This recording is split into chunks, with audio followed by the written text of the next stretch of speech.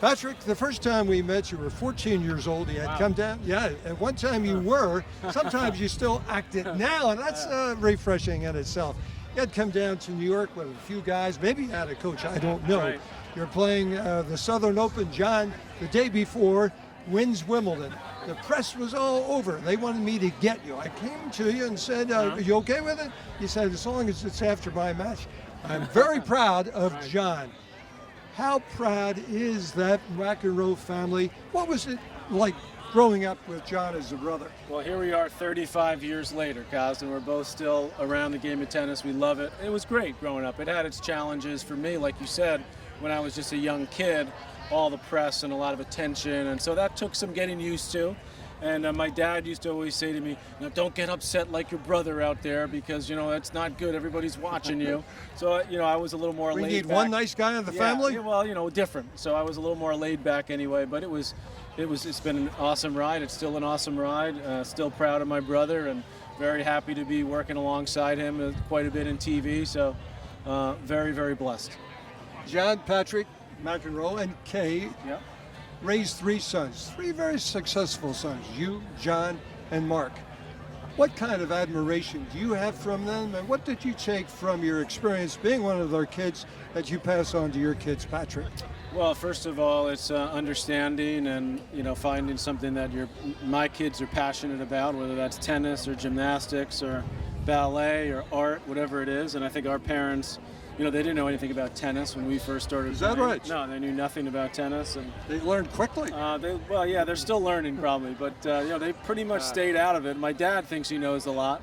My mom was very happy when I got my license, so she didn't have to drive me to any tournaments anymore. She said, "You're on your own."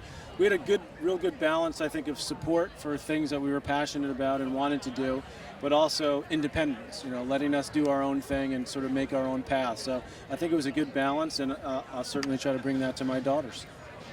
You married an entertainer, Melissa. John marries an entertainer, Right. Patty. Right. What kind of talent is in that McEnroe family? Well, I think we leave the singing to our brides and let them do that. John tried. John, yeah, he tried, but I think he's learned. But he's a pretty good guitarist. But I think he realized that maybe tennis, he should stick to that. But John's got a lot of other interests. So do I, and it's great to see our wives doing their thing because that's something they're passionate about. And when you can do something that's your passion, whatever it is, and be able to make a living at it, that's just a bonus. John loved Davis Cup as a player. He coached for 1 year. You take over the reins. Just after taking over, I ran into John. We're on air. I said, what is that younger brother Patrick going to be like as a coach? Do you know what he said? No, I don't. Right. Do you care what he said? Yeah, I do, sure. Yeah. He said he's a lot more politically minded, diplomatic than I am, and he's patient. I think he can work it, and he'll last it. Right. 10 years, won the Davis Cup, longest history of coaching there. What did Davis Cup captain mean to you?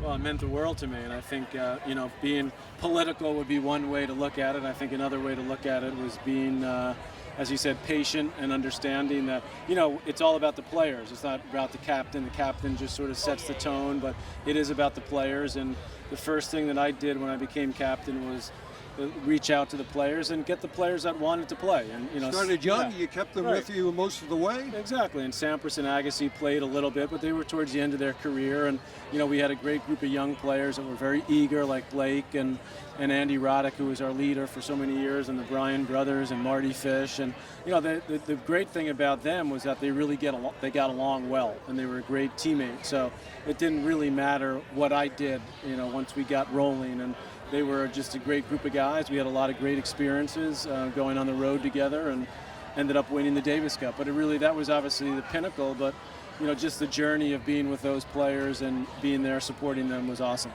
The first time I interviewed your dad, he was bubbling.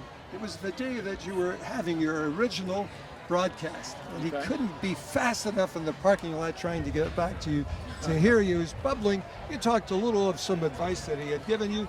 What other advice have you listened to John Patrick through the years?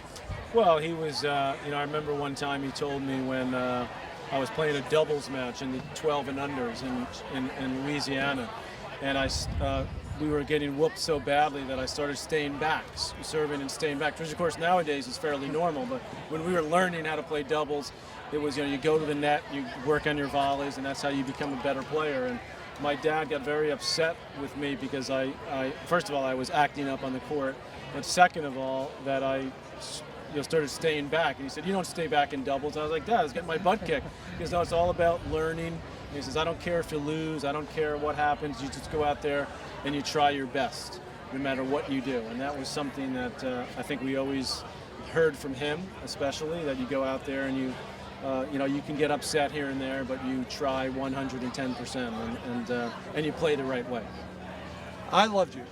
The country loved you on Don Imus in the morning sportscasting. Right. What was that like, and did he ever give you enough time for what you needed to talk about? Well, that was why I quit, or why he fired me, one or the other. We still laugh about that, but it was a great ride, and it was a lot of fun. I learned a lot about the business, and he's obviously an icon in what he does. And actually, I was on with him just in the last couple of weeks, so I have a few laughs with him every now and then. And it was a great experience when I became a Davis Cup captain, and at that time that seemed the bigger opportunity and a more important job, but it was a lot of fun doing that, and it helped me, I think, in my broadcasting career.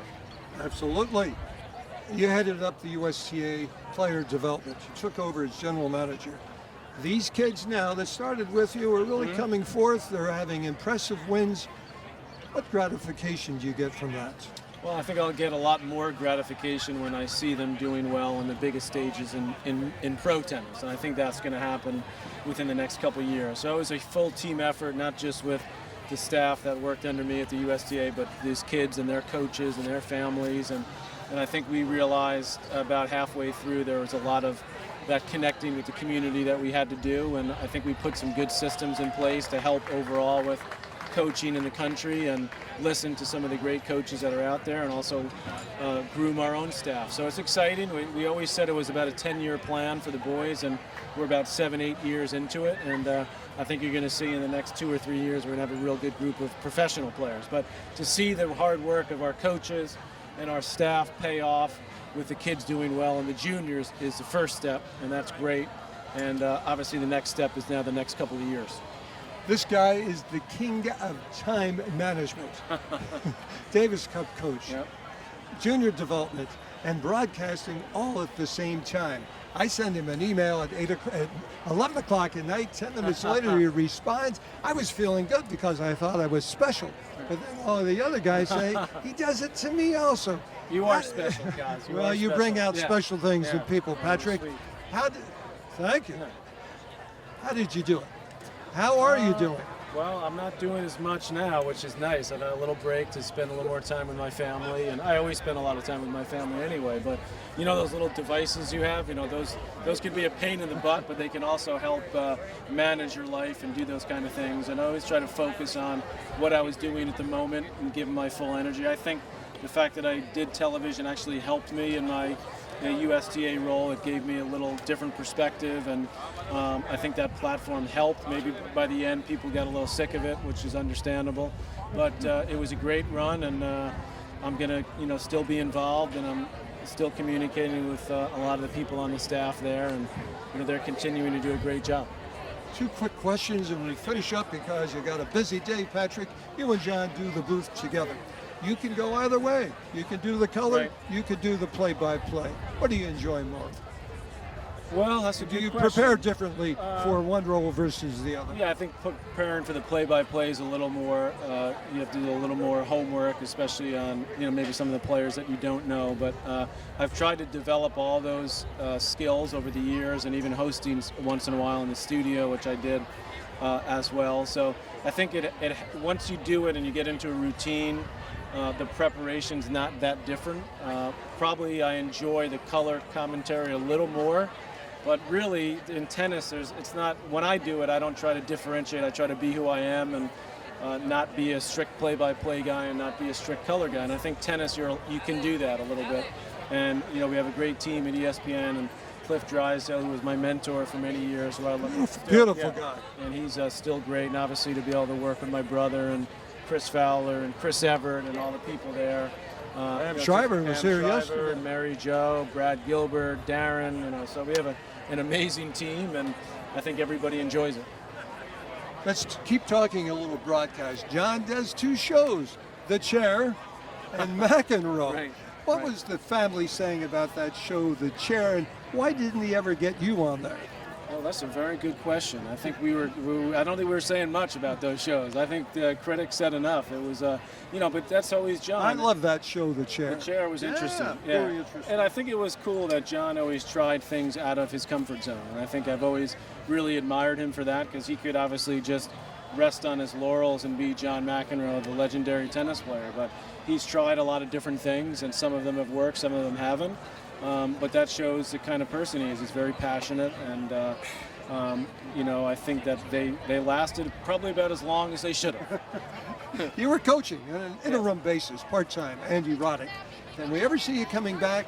And whom would you like to coach if you did? And what do you look for in a player? Well, I think the number one thing you look for is passion and heart. Obviously, a lot of players at this level have the ability and talent.